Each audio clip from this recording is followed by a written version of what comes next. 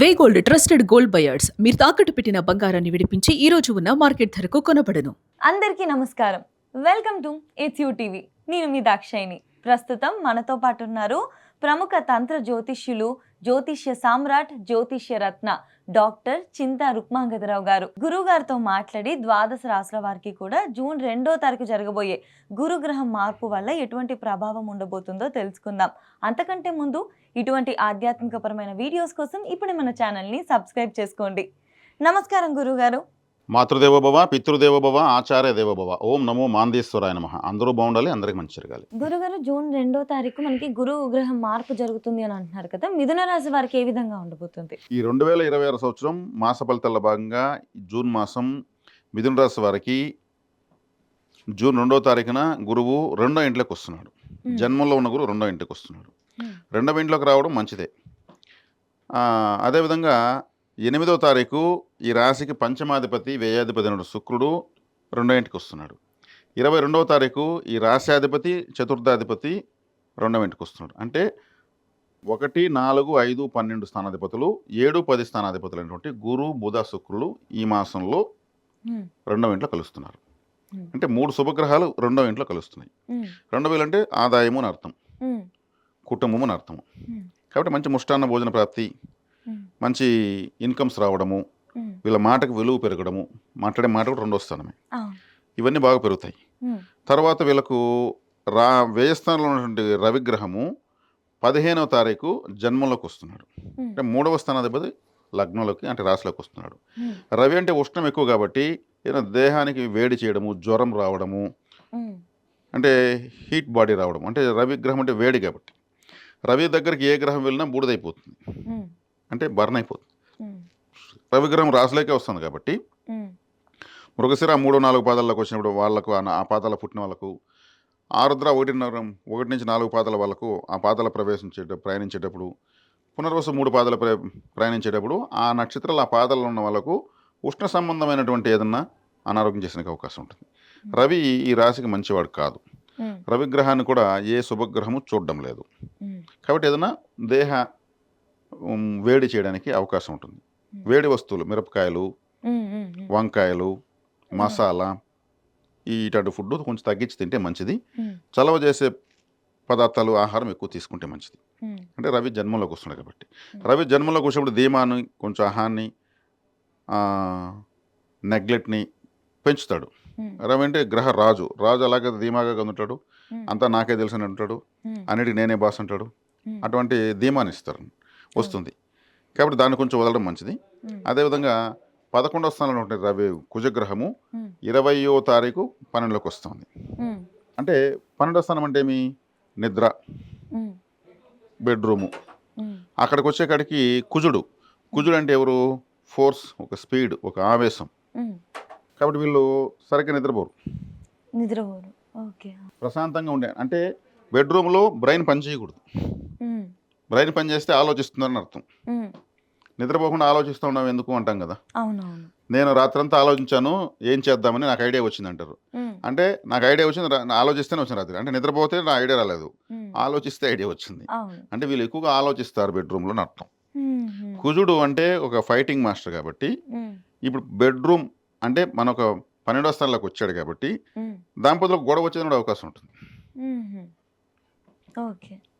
అంటే అక్కడ కొంచెం ఆలోచించుకొని ఏదన్నా ఒక లాజిక్స్ ప్లే చేయాలి. నిద్ర రాలేదనుకోండి, నిద్రపోవాలంటే ఏం చేయాలి? నిద్రపోవాలి ఇంకా కూడా డిస్టర్బెన్స్ ఎక్కువ అవుతుంది. ఈ 1, 2, 3 ఉంటాయి కదా, ఓ 500 నుంచి రివర్స్ కౌంటింగ్ చేయాలి. 500, 499, 498, 497 అంటే రివర్స్ 1 దాకా అంటే మధ్యలో మనం చెప్పలేం. బ్రెయిన్ బరువు ఎక్కి నిద్ర వచ్చేస్తుంది. ఇది ఎవరైనా సరే చేయొచ్చు. నిద్ర రాని వాళ్ళంతా రివర్స్ చర్నింగ్ అనమాట, బ్రెయిన్ రివర్స్లో పని చేయించడం వల్ల నిద్ర వచ్చేస్తుంది. ఇటువంటి మంచి ఐడియాలు ఉంటే కూడా చేయొచ్చు. అదే రాహువు, శుక్రుడు ఉంటే అత్యద్భుతమైనటువంటి నిద్ర ఉంటుంది, నిద్రా సౌఖ్యం బాగుంటుంది, లగ్జరీగా నిద్రపోతారు. ఇంకా కుజుడున్నా, గురువున్నా, కేతున్న ఏ గ్రహం ఉన్నా 12వ ఇంట్లో మంచిది కాదు. ఒక 2 గ్రహాలకి అక్కడ బలం ఎక్కువ అంటే అవి కంఫర్ట్ చూపిస్తాయి. తర్వాత 10వ ఇంట్లో శనేశ్వరుడు ఉన్నాడు. 10వ ఇంట్లోనే శనేశ్వరుని గురువు 2వ ఇంట్లో నుంచి చూస్తాడు కాబట్టి వృత్తిలో మంచి అభివృద్ధి ఉంటుంది. వీళ్ళకి 2వ ఇంట్లో 3 శుభగ్రహాలు ఉన్నాయి కాబట్టి ఆదాయం బాగుంటుంది. కుటుంబ స్థానంలో 3 గ్రహాలు ఉన్నాయి కాబట్టి కుటుంబంలో శుభ వార్తలు వినడము, శుభవార్తలు వినడం అంటే శుభకార్యాలు జరగకపోయినా కానీ ఇన్ని రోజులు పిల్లలు లేని వాళ్ళకి పిల్లలు కన్ఫర్మ్ అయితే కూడా శుభవార్తే కదా. అవును. పిల్లలకు మంచి మార్కులు వచ్చి మంచి స్కూల్లో చేస్తే శుభవార్తే కదా. అట్లా కుటుంబంలో అనేక శుభవార్తలు వినేటువంటి మాసంగా దీన్ని చెప్పొచ్చు. అదేవిధంగా 3వ ఇంట్లో కేతు ఉన్నాడు. 3వ ఇంట్లో కేతు మంచిదే, అంటే పాపగ్రహం పాపస్థానంలో ఉండడం మంచిది. 3వ ఇంటి గ్రహము లగ్నంలో ఉంది, అంటే రాశిలో ఉంది. కాబట్టి వీళ్ళు ఎక్కువగా శివాలయానికి వెళ్ళాలి. రాశిలో జన్మంలోనే రవి గ్రహం ఉన్నప్పుడు శివాలయానికి వెళ్ళడం వల్ల ఆ యొక్క రవి యొక్క తాపము తాకడ దోషము తగ్గుతుంది. శివాలయానికి ఆదివారము శివాలయానికి ఒక వాల్ క్లాక్ గిఫ్ట్గా ఇవ్వడం మంచిది. వాల్ క్లాక్ అంటే రవి గ్రహం. సూర్యుని చూసాక టైం ఎంత నేను డిసైడ్ చేస్తాము. 6 గంటలకు అస్తమిస్తాడు, 6 గంటలకు ఉదయిస్తాడు, మధ్యాహ్నం 12కి పైకి వస్తాడు. దీన్ని ఒక వస్తువుగా తయారు చేసుకున్నారు. ఈ సమయానంతా ఒక వస్తువు తయారు, ఆ వస్తువే వాల్ క్లాక్. కాబట్టి సూర్యుడిలాగా ఉంటుంది వాల్ క్లాక్. గ్రహాలన్నీ కూడా నంబర్ లాగా తిరుగుతుంటాయి. 12 రాసులు ఉంటాయి, 12 గంటలు చూపిస్తూ ఉంటుంది. వీళ్ళు దీన్ని ఎత్తుకెళ్ళి ఆదివారం శివాలయంలో గిఫ్ట్గా పెట్టడం మంచిది వీళ్ళకు. జన్మలోకి రవి వచ్చాడు కాబట్టి. కాబట్టి ఇక్కడ ఈ 2వ స్థానం బలంగా ఉంది, 10వ స్థానం బలపడింది, 9వ స్థానం బాగానే ఉంది. 9వ స్థానం రాహు ఉన్నాడు. రాహు అంటే ఆయన మెలిఫిక్ ప్లానెట్. 9వ స్థానం అంటే తండ్రి, మన ఫాదర్ని తెలియజేస్తుంది. అంటే పితృదోషం ఉంది, పితృ పరిహారం చేసుకోవాలి. ఎందుకంటే పితృగ్రహం కూడా రవి తండ్రిని సూచిస్తాడు. రాశిలో ఉన్నాడు. 9వ స్థానం తండ్రి అయిన స్థానంలో రాహు ఉన్నాడు. ఇక్కడ రవి, అక్కడ రాహు. కంపల్సరీ పితృదోషం ఉంది. తండ్రి లేని వాళ్ళకైతే ఇబ్బంది లేదు, తండ్రి ఉన్న వాళ్ళకి తండ్రికి ఇబ్బంది. ఇప్పుడు ఏదైనా అనారోగ్యం చేయడము, తండ్రికి ఏదైనా వ్యాపారాలు నష్టం రావడము, ఏదో ఒక అన్కంఫర్ట్ జరుగుతుంది. కాబట్టి పితృపరిహారం చేయాలి. పితృపరిహారం ఎలా చేయాలంటే అమావాస్య రోజు, మకా నక్షత్రం రోజు ఏదన్నా తీర్థాలు అంటే ఏమి, నదులు, బావులు, సముద్రాలు ఇట్లాంటి వాటికి వెళ్ళి పురోహితులు తీసుకెళ్తే వాళ్ళు పిండ పితృయజ్ఞము, తిలతర్పం, బలిహోమం లాంటివి చేపిస్తారు. అది మంచిది. తండ్రి ఉన్న వాళ్ళైతే తండ్రి చేయాలి, తండ్రి లేని వాళ్ళైతే వీళ్ళే స్వయంగా చేయొచ్చు. ఇది చేయలేము అంటే అమావాస్య రోజు, మకా నక్షత్రం రోజు కాశీ లాంటి క్షేత్రాలకు ఆన్లైన్లో అమౌంట్ డొనేట్ చేయొచ్చు అన్నదానానికి. వెబ్సైట్ ఓపెన్ చేసి అన్నదానం కనిపిస్తుంది. అక్కడ క్లిక్ చేసి 500, 1000 వాళ్ళ ఇష్టం. ఇప్పుడు ఉదాహరణకు 500 పంపించారు అనుకోండి, 100 రూపాయలకు ఒకరు భోజనం చేస్తారు కదా, ఓ 5 మంది భోజనం చేస్తారు, ఎవరో తింటారు. అది అమావాస్య వచ్చేయచ్చు. ఇటువంటివి చేసుకోవచ్చు. దీనివల్ల ఇప్పుడు ఈ మాసం ఈ రాశి వాళ్ళకు శుభఫలితాలు పెరుగుతాయి. ఈ పరిహారాలు చేసుకుంటే చాలు. కుటుంబ స్థానం బలపడింది. ముఖ్యంగా ఆదాయం బాగుంటే అన్నీ బాగున్నట్టే కదా. ధనం మూలం ఇదం జగత్.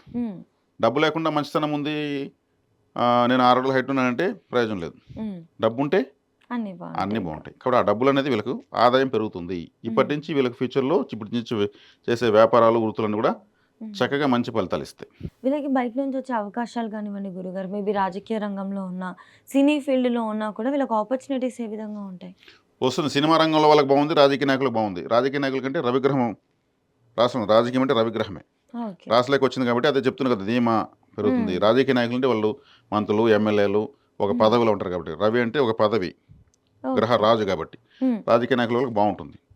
సినిమా రంగం వాళ్ళు కూడా బాగుంటుంది. ఎందుకంటే శుక్రుడు 2వ స్థానంలో ఉంటాడు. శుక్రుడు అంటే సినిమా రంగం, అంటే కళాకారులంతా శుక్రగ్రహంలో ఉంటారు. కాబట్టి సినీ రంగంలో వాళ్ళకు కూడా సక్సెస్ఫుల్గా బ్రహ్మాండంగా ఉంటుంది. సినిమా అంటేనే ఒక అందమైన ఒక ఫీల్డ్ అని అర్థం. అందాన్ని తెలియజేసేవాడే శుక్రుడు. శుక్రుడు అంటే వస్త్రాలు.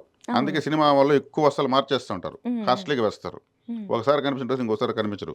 బట్టలు మారుస్తుంటే శుక్రుడు బలపడిపోతాడు. బట్టలు కొంటూ ఉంటే కూడా ఎక్కువగా శుక్రుడు మన దగ్గర చేరుతున్నట్టే. శుక్రుడు అంటే లగ్జరీ కాబట్టి బట్టలు మళ్ళీ మళ్ళీ కొంటున్నామంటే లగ్జరీ పెరుగుతున్నట్టే కదా. ఎవరైనా తెలివిగా చేయాల్సిన పని ఏమంటే ఎక్కువ బట్టలు కొంటా ఉంటే శుక్రుడు బలపడతాడు. పర్ఫ్యూమ్ ఎక్కువ యూజ్ చేస్తా ఉంటే శుక్రుడు బలపడతాడు. లిక్విడ్ స్వీట్స్ తింటే శుక్రుడు బలపడతాడు. లిక్విడ్ స్వీట్స్ అంటే గులాబ్ జాము, రసగుల్లా, హల్వా, బూందీ, జిలేబీ, లస్సీ, జాంగ్రీ, ఇలా మనం కొరకగానే ఏదో ఒక లిక్విడ్ మన నోట్లోకి రావాలి తీయగా. ఇవన్నీ లిక్విడ్ స్వీట్స్. ఇవి శుక్రుడు. ఇప్పుడు బెంగాల్ వాళ్ళు ఎక్కువ స్వీట్స్ తింటారు. బెంగాలీ స్వీట్స్ అంటే ఫేమస్. షుగర్ ఉంటే కూడా 1 కేజీ తింటారు వాళ్ళు, భయపడరు షుగర్కి. తర్వాత చూసుకుందానికి ట్రీట్మెంట్ అంటారు. అట్లా స్వీట్స్ ఎక్కువైతే ఎవరింట్లో ఎక్కువ స్వీట్స్ కనిపిస్తాయో వాళ్ళంట్లో లక్ష్మీదేవి ఉన్నట్టు లెక్క. ఫ్రూట్స్, స్వీట్స్ ఎవరింట్లో ఇట్లా వెళ్ళగానే టేబుల్ పైన కనిపిస్తాయో వాళ్ళంటే లక్ష్మీదేవి ఏదో ఒక రకంగా వస్తూ ఉన్నట్టు లెక్క. వైట్ కలర్ ఎక్కువగా ఏ ఇంట్లో ఎక్కువ వాడతారో ఉమ్, ఆ ఇంట్లోకి లక్ష్మీదేవి ఎక్కువ వస్తుంది అర్థం. ఓకే. అమెరికాలో వైట్ హౌస్ ఉంది కదా, ఉమ్, వాళ్ళు ఎందుకు ఒకే కలర్తో కొట్టారు, వైట్ హౌస్ కొట్టారు. ప్రపంచంలో వాళ్ళే టాపు ఫైనాన్స్లో. ఉమ్, అమెరికన్ డాలర్ అందరూ ఉపయోగిస్తారు. ఉమ్, శుక్రుడు దానికి కారణం. ఓకే. కాబట్టి శుక్రగ్రహాన్ని ఎక్కువగా రిసీవ్ చేసుకునేది విధానాలు ఇవి. ఉమ్, ఓకే ఇక్కడ గురు. సినిమా రంగంలో వాళ్ళకి, స్వీట్స్ వ్యాపారం చేసే వాళ్ళకు, ఉమ్, ఇంకా కళారంగాలు మ్యూజిక్ డైరెక్టర్స్ కావచ్చు, ఉమ్, ఇంకేదన్నా నాట్యం చేసేవాళ్ళు కావచ్చు, ఇంకేదన్నా ఫ్యాషన్ డిజైనర్స్ కావచ్చు, ఇంటీరియర్ డెకరేషన్ చేసేవాళ్ళు కావచ్చు, పెళ్లి పందిల్లో డెకరేషన్ చేసేవాళ్ళు కావచ్చు, ఉమ్. వీళ్ళందరికీ కూడా వీళ్ళంతా బాగుంటుంది. శుక్రగ్రహ బలం ఉంటేనే అక్కడికి వెళ్తారు.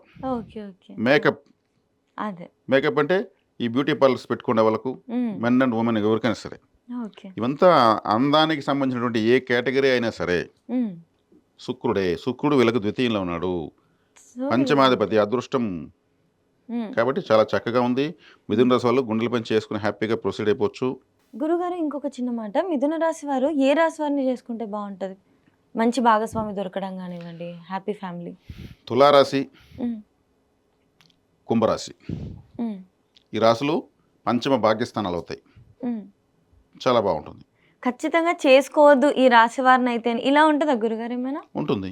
ఎవరిని చేసుకోకూడదు? మకర రాశి వాళ్ళని చేసుకోకూడదు, ఉమ్, ధనుసు రాశి వాళ్ళని చేసుకోకూడదు, ఉమ్, మీనరాశి వాళ్ళని చేసుకోకూడదు, ఉమ్. వృషభ రాశి వాళ్ళని చేసుకోకూడదు. ఎందుకంటే వృషభ రాశి 12 వస్తుంది, నష్టంలోకి వస్తుంది. ఉమ్, మీనము, ధనస్సు రాశులు వచ్చి వీళ్ళకి బాధక స్థానాలు, బాధ పెట్టేవి. ఉమ్, మకరము అష్టమ స్థానం, ఉమ్. కాబట్టి 3వ స్థానమైన సింహరాశి వాళ్ళని కూడా చేసుకోకూడదు. ఉమ్, వీళ్ళందరినీ చేసుకుంటే వీళ్ళపైన డామినేట్ వస్తుంది. నేను ఇంతే, నేను ఇలాగే ఉంటాను అని డామినేట్ చేసే వాళ్ళు వస్తారు. ఉమ్, ఉమ్. విడిపోతారని కాదు, డామినేషన్ ఉంటుంది. Okay okay. ప్రశాంతత అనేది లోపిస్తుంది. అంతే. ఓకే. కాబట్టి ఇక్కడ కళ్యాణ మండపాల కోసము, కట్నాల కోసము, అమ్మాయి బాగుందనే దానికోసము కాకుండా గ్రహాలు కలిశాయి, ఉమ్, జీవితం బాగుంటుంది. ఉమ్, జీవితం వేరు, డబ్బులు వేరు. జీతం వేరు, జీవితం వేరు. ఉమ్, కాబట్టి జీవితం బాగుంటుంది అనేటువంటి ప్రాధాన్యత ఇస్తూ వస్తే ఉమ్. అందరి జీవితాలు బాగుంటాయి. లాంగ్ టర్మ్లో మంచిగా ఉంటుంది వాళ్ళకి, అప్పటిదప్పుడు కాకుండా. ఖచ్చితంగా గురుగారు చాలా చక్కగా వివరించారు. ముఖ్యంగా వీళ్ళు ఆరోగ్యపరంగా ఎటువంటి జాగ్రత్తలు తీసుకోవాలో కూడా చెప్పారు. కాబట్టి వాళ్ళు చక్కగా నిర్లక్ష్యం చేయకుండా ఆరోగ్యపరంగా వాళ్ళకు వచ్చే ఆపర్చునిటీస్ని కూడా యూజ్ చేసుకుంటే బాగుంటుంది. ధన్యవాదాలు గురుగారు. ధన్యవాదాలు.